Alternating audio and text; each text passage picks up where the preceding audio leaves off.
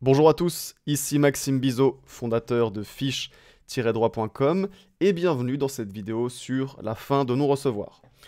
Dans cette vidéo, on va donner une définition de la fin de non-recevoir et puis ensuite, on s'intéressera au régime juridique de la fin de non-recevoir.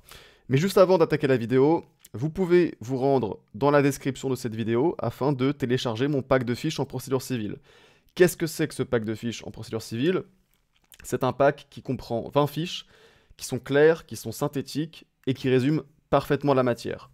Donc, si vous voulez mieux comprendre la matière et si vous voulez réviser efficacement votre procédure civile, vous pouvez télécharger ce pack de fiches qui va énormément vous aider.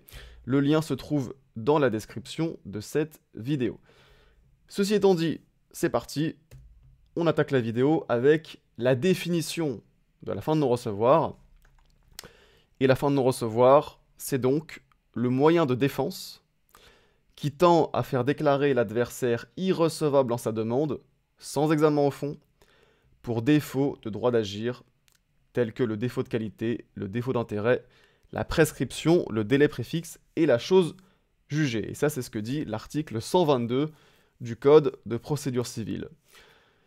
Donc, l'idée avec la fin de non-recevoir, c'est de contester le droit d'agir de l'adversaire, c'est-à-dire son droit de présenter sa prétention à un juge. Et le but avec ça, c'est de faire déclarer l'action en justice irrecevable. Et l'article 122 du Code de procédure civile, il nous donne donc plusieurs exemples de ce qu'il faut entendre par défaut de droit d'agir. Donc par exemple, le défaut de droit d'agir peut correspondre à un défaut d'intérêt à agir. Puisqu'on sait en effet que l'action en justice n'est ouverte qu'à ceux qui ont un intérêt légitime à agir. Dans le sens où celui qui agit doit pouvoir tirer un avantage personnel du succès de l'action en justice. Et donc, en l'absence d'intérêt à agir, il y aura donc un défaut de droit d'agir, ce qui pourra donner lieu à une fin de non-recevoir. Autre exemple de défaut de droit d'agir, ça va être le défaut de qualité à agir. Puisqu'en effet, il y a des cas où l'intérêt à agir n'est pas suffisant. Il faut également avoir qualité à agir selon la loi. Donc, par exemple, l'action en nullité relative d'un contrat pour dol n'est ouverte qu'à la victime du dol. Ou bien autre exemple, l'action en divorce est réservée uniquement aux époux. Et donc, dans de tels cas, si l'action en justice est mise en œuvre par une personne qui n'a pas qualité à agir selon la loi, il s'agira d'un défaut de qualité à agir, il s'agira donc d'un défaut de droit d'agir, ce qui pourra donner lieu à une fin de non-recevoir. Autre exemple de défaut de droit d'agir, ça peut être la prescription, puisque la possibilité d'agir en justice est éteinte en raison du non-exercice de l'action avant l'expiration du délai fixé par la loi. Et donc, dans un cas de prescription, il y aura défaut de droit d'agir.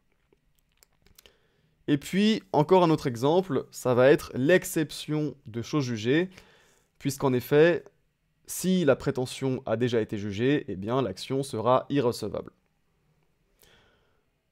Maintenant, ce qu'il faut bien comprendre, c'est que cette liste d'exemples qui est dressée par l'article 122 du Code de procédure civile, elle n'est pas limitative. Et il peut tout à fait exister d'autres exemples de fin de non-recevoir. Maintenant, ceci étant dit, quel est le régime de la fin de non-recevoir? Plusieurs points ici. Et d'abord, il faut parler de l'absence d'exigence d'un grief. Puisqu'en effet, il n'y a pas besoin de rapporter la preuve d'un grief pour invoquer une fin de non-recevoir. Il est possible d'invoquer une fin de non-recevoir sans devoir justifier d'un grief, sans devoir justifier d'un préjudice. Et donc ici, la fin de non-recevoir se distingue d'autres moyens de défense, comme les exceptions de nullité pour vice de forme, qui exigent un grief. Pour invoquer la nullité pour vice de forme, il faut prouver un grief, il faut prouver un préjudice. Mais pour ce qui est de la fin de non-recevoir, ce n'est pas le cas. Il est possible d'invoquer une fin de non-recevoir sans devoir prouver un grief.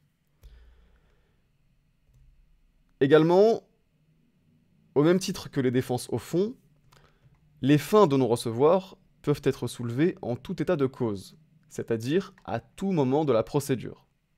D'accord ?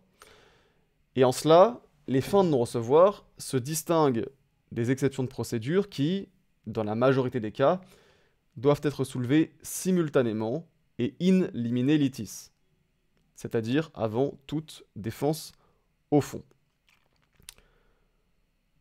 En revanche, cette possibilité de soulever les fins de non-recevoir en tout état de cause ne s'applique pas lorsque la loi en dispose autrement.